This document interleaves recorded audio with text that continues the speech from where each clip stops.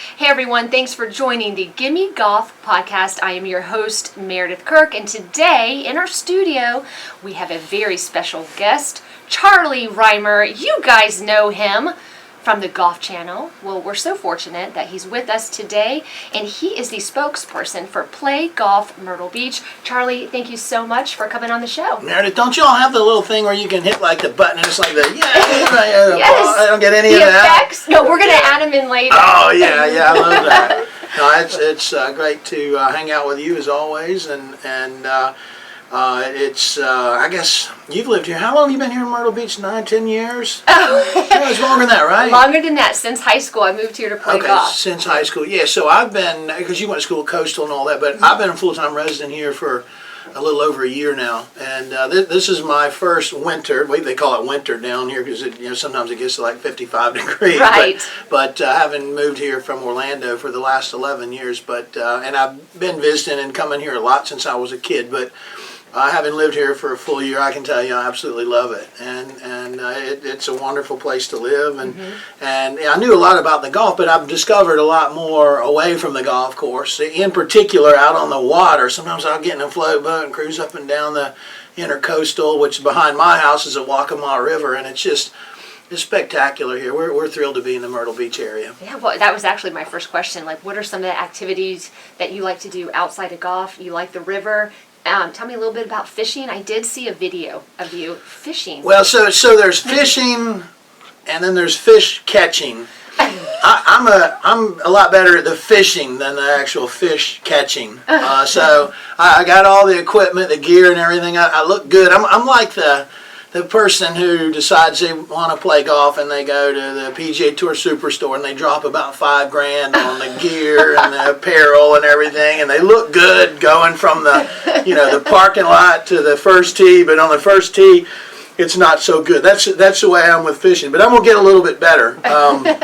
Here in Murrells Inlet, it's the name of our area. That's the part that I live in here, and it's actually a Murrells Inlet, not too far from where we are here at TPC Myrtle Beach, and it's a wonderful body of water, and it's throughout the years has been one of the best spots on the whole East Coast for redfish and flounder. I flounder fish out there. Oh man, they say there's a lot of them out there, yes. And I've seen people catch them, but I hadn't actually caught many of them myself. Oh, well, I've taken my boys out there, and they're really good at catching flounder. But I think the flounder has to be about 15 inches to be able to bring it in. Yeah. In length. But we have caught flounder that we were able to take home. We went flounder fishing last year, and we brought home probably 10, 11 flounders, and we were frying it that night, and my boys are like, "You're the best mama ever." I took them fishing.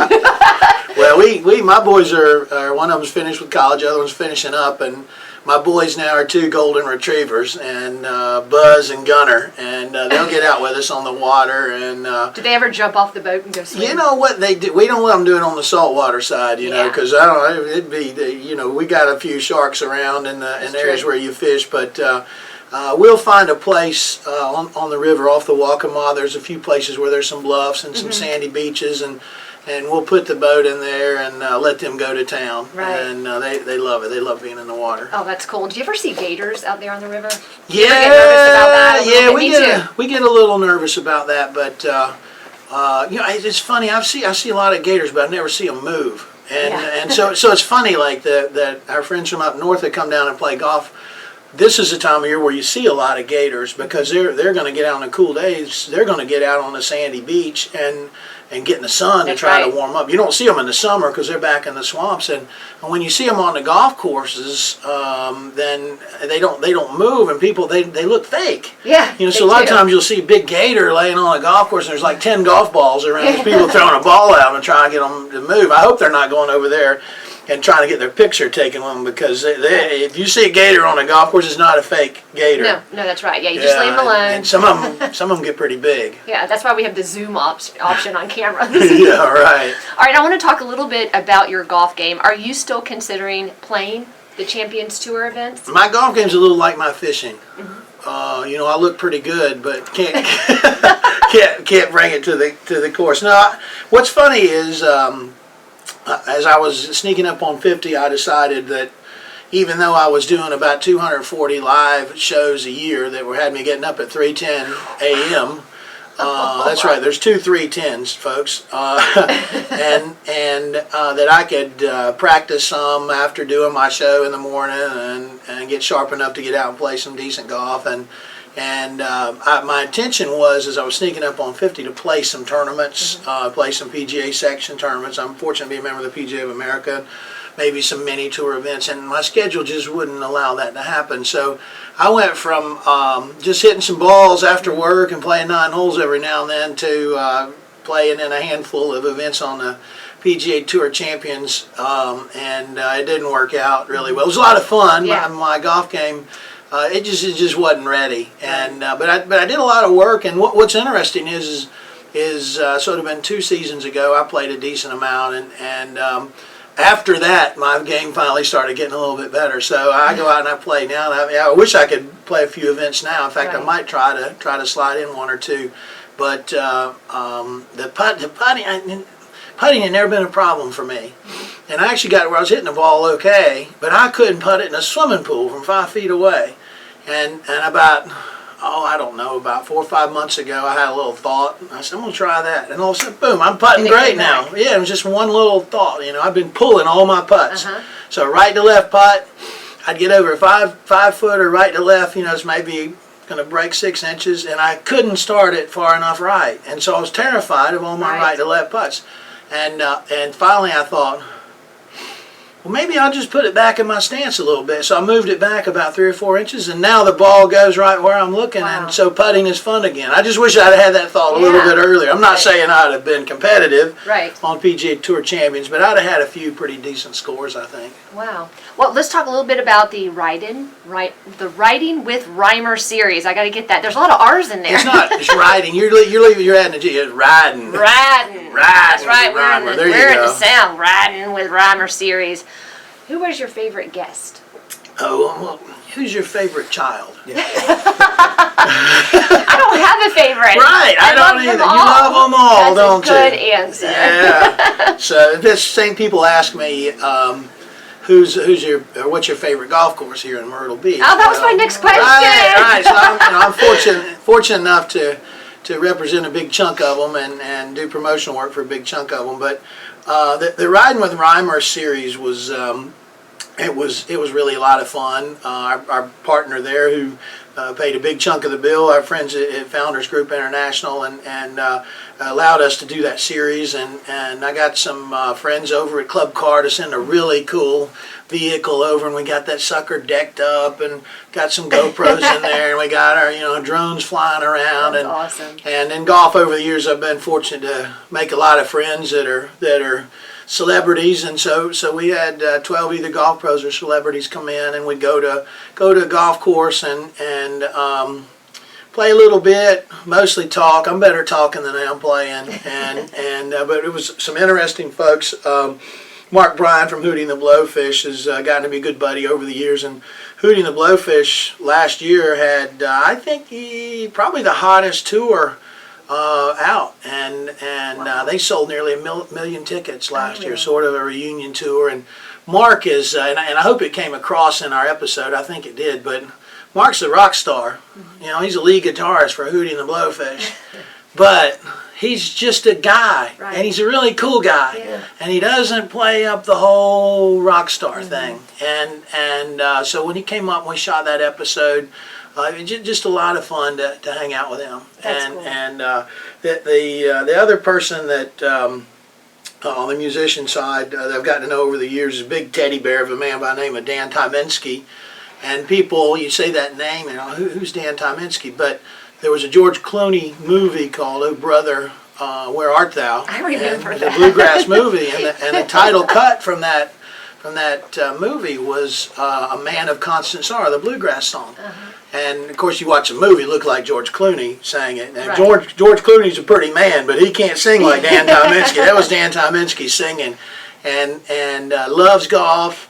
He's been with Alison Krauss for years. Dan Tyminski's got 14 Grammy Awards. Wow. And there are not many people, I'd have to look it up, there's not many people that have got 14 or more Grammy Awards. That's incredible. But just a sweetheart of a guy. And so those were a couple of my favorites. And the episode with John Daly that we shot here at TPC Myrtle Beach. I don't believe that's been released yet. That's going to be a good one too. And I asked John questions that he doesn't get, and I've known John a long time, and the thing that frustrates me is every time John Daly does something on the negative side, and there's been a lot, and he'll tell you that, he gets beat up. Everybody throws darts at him and shoots arrows at him, but he's done a lot of good things too.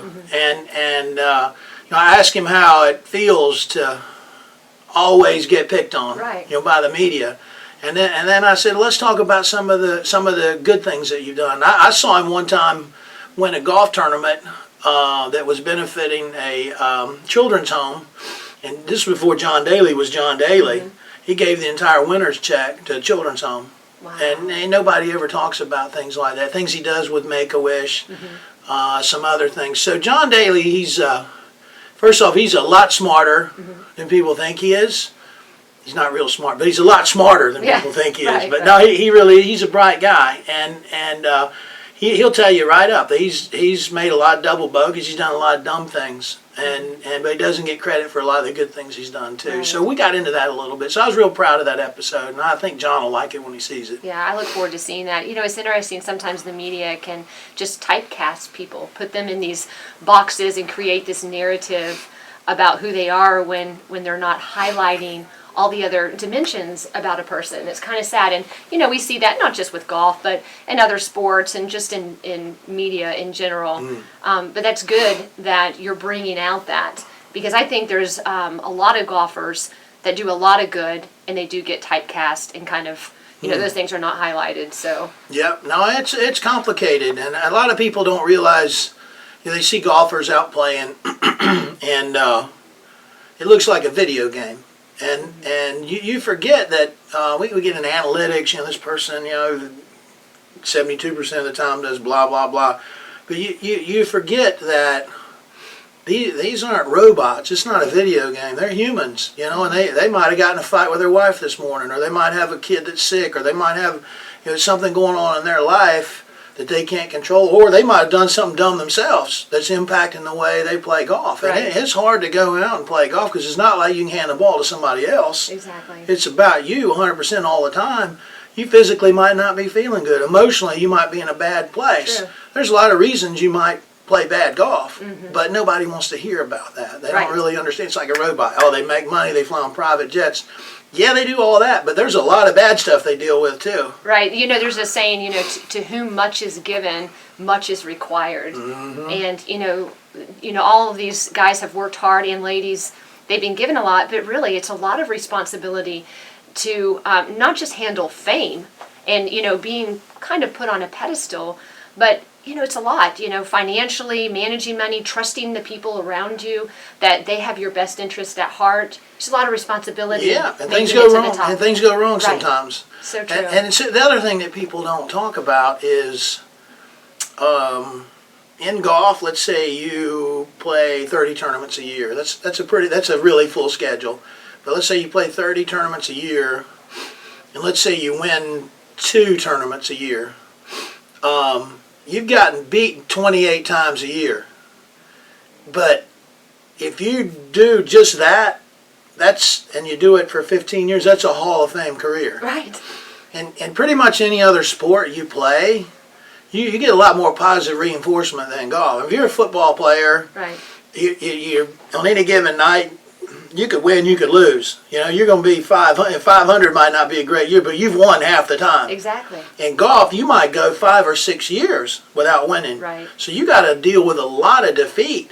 And so in the media, they want to point out the bad things. If you're a golf professional, touring golf professional, you got to find the positives in a losing performance. And that's hard to do. Right. You pull it off a lot of times, but sometimes the grind just gets to you, and that's what causes a lot of the exhaustion that people talk about. And it's mental exhaustion, it's emotional exhaustion. It's dealing with getting your butt handed to you by the golf course and the people that you're competing against, and you just don't get things to line up all the time. People ask me, they're like, "You miss playing golf?" I'm like, well, I missed maybe 2 weeks a year that I played well, but the other time, no, I don't miss that at all. Exactly. But there's more. It's just more to it than what people think or what it appears if you're a fan of the game just watching it on TV. Right. Well, being a media journalist and personality on the Golf Channel,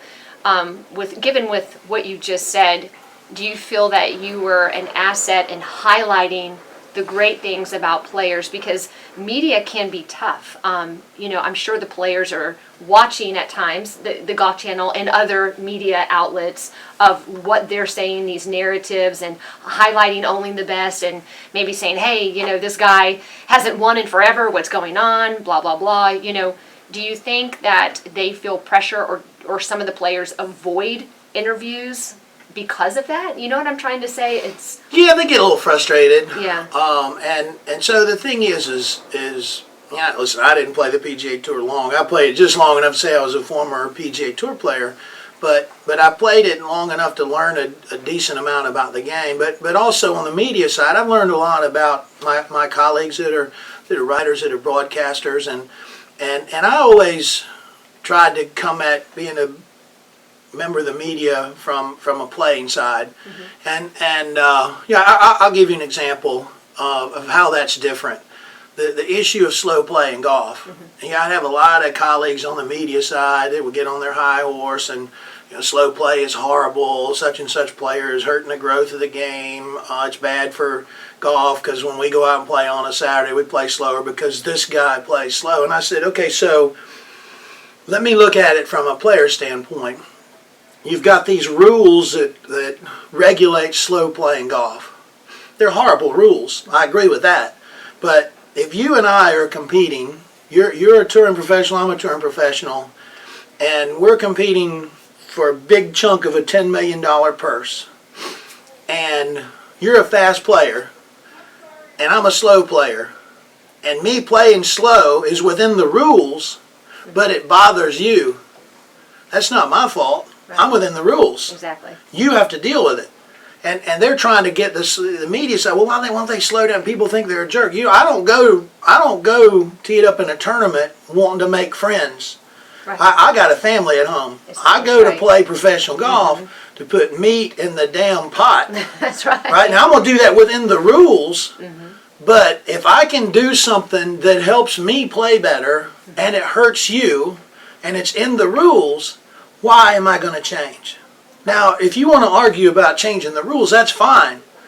And that's a good conversation to have. But you've got people in the media that have never played for their mortgage, and they're saying this person needs to speed up. Right. It's bad for the game. That person's not playing to grow the game or bring people to the game. Right. There's time for that later on in the career. Sure. It's a competition, and it's a fierce competition. It's about winning. Because he's going to go home, or he's going to go home with $1.5 million in his pocket. That's right. Now, if I'm playing for $1.5 million for me and my family, I'm not going to cheat, but I'm going to do what is allowed to me within the rules of golf. And I would try to say, let's look at baseball. Let's say you got a pitcher who is bringing it, and he's mowing my guys down, and I'm a manager. Well, I'm going to tell the guy going in there, let's back out. Let's slow this guy down. Let's take him out of his rhythm. Right. And that's all. They don't understand that because they've never played the game at the highest level. You're just trying to take somebody out of their rhythm. And if you can do that and it helps you be better, why wouldn't you? Right. And you're right. This happens in every other sport. I mean, you see it in basketball too. When the game's moving really fast, and then suddenly they slow it down. They slow that pace down. It just changes. And sometimes it changes how they're playing. They might go man to man. They might play zone. It's going to change. One person, it's almost like the butterfly effect, right? One person does something, it's going to have a chain reaction. And I can't agree with you more, and I'm glad you're saying this because it makes so much sense that if you are working within the rules, then hey, and you can win. Well, do it. You're there to win. It's if you and I are competing, I want your best and you want my best. Right. Within the rules. Exactly. And there's nothing wrong with that. And people on the outside looking in that haven't been there, that are saying otherwise, honestly don't know what in the hell they're talking about. That's true. Well, speaking of the media, I'm getting back to the Golf Channel. Do you miss it? I know that you mentioned one time that you didn't miss getting up early, but do you miss being on there regularly? You know what? I love TV. I just like, and I've been fortunate in 22 years of broadcasting to work for, I think I've worked for every network that broadcast golf during that period. And I've been fortunate to have every role that's available in golf, from being a reporter to being a hole announcer to being the lead analyst to being the host, to do everything you can do in the studio, tape shows, instruction shows, live, pre-game, post-game, nightly news shows, all of that. So it's been an amazing run in 22 years. And I'll just say it this way. I miss the TV part because I feel like I'm a broadcaster, and I miss being a broadcaster on a very regular basis, but I don't miss the business behind being a broadcaster on a very regular basis. I'll just leave it at that. Yeah. you can make what you want out of that. All right. So if you weren't a golfer, what other sport would you play? If you could play is underwear modeling a sport? Because I mean, technically, I am an underwear model for 2 Under. That 2 Under underwear, which is a very fine product. They when they were first getting started, they asked me to help them a little bit, and I said, yeah, I'll spread the word. I said, just give me some some underwear. And let me call myself an ambassador for you. So technically that makes me an underwear model. So I've helped them, and that allows me to say I'm an underwear model. Now, if you had to pick your favorite underwear design, would it be like fishing rods and fish and flounder on it? Well, I'm actually working with 2 Under right now on developing the perfect big guy underwear, and so it's going to be antimicrobial infused. It's an extruded fiber, so you can't have fungal issues. It's good in the South. And it's got a brown body and a yellow pouch, so you can't stain it in the front, and you can't stain it in the back, and you can't get any fungus. So it's a boxer brief. I think it's going to be a big seller. Well, listen, it's going to be every wife's dreams when they clean those, right? Won't see any of the stains. That's right. All right, last question. Where do you envision golf to be in 25 years? Golf's been around a long time. And there's actually some debate. You try to go online, try and figure out when golf started. And I think best I can tell, it probably started with somewhere in Scotland. We got to give Scotland credit. Shepherds knocking granite rocks into rabbit holes with shepherd's crooks. And although if you go and talk to I believe the Swedes Swedes are crazy anyway. I love them. They're crazy. They have some claim to some game that was a precursor to even that. But I'm gonna give our Scottish friends credit. And by the way, the first golf play in the U.S. was right here in South Carolina. A lot of people don't realize that. In Charleston, I'm working on a project right now to try to document that. But it's been around a long time. There's a lot of chatter about golf being in trouble. There's a lot of debate over this, that, and the other. Golf's going to be fine. The game is going to be fine for a long time. I think sometimes the industry of golf pulls at the game of golf. And because of that, we might get to some places that maybe we shouldn't. But when you look at it, and you look at all the entertainment options that are available to people outside of their work or when they get into retirement, there's nothing like golf, where you can take 4 people in general that want to spend time together, go to a beautiful place, and spend hopefully no more than 4.5 hours together doing something that none of them are really good at, but they think they're a little better than they are. But there's always some debate, something going on. There's something interesting to do, but there's nothing else that 4 people can do in a beautiful place that they all enjoy being there more than golf. And golf is going to have some ups and downs, and all of us that love it are going to have different point of view, and we're going to argue over it, and we might go one direction for a little while and another direction for a little while, and the industry might pull at us a little bit. But golf long term, it's going to be real good for a long time. Yeah. I mean, golf is America's greatest pastime, I believe.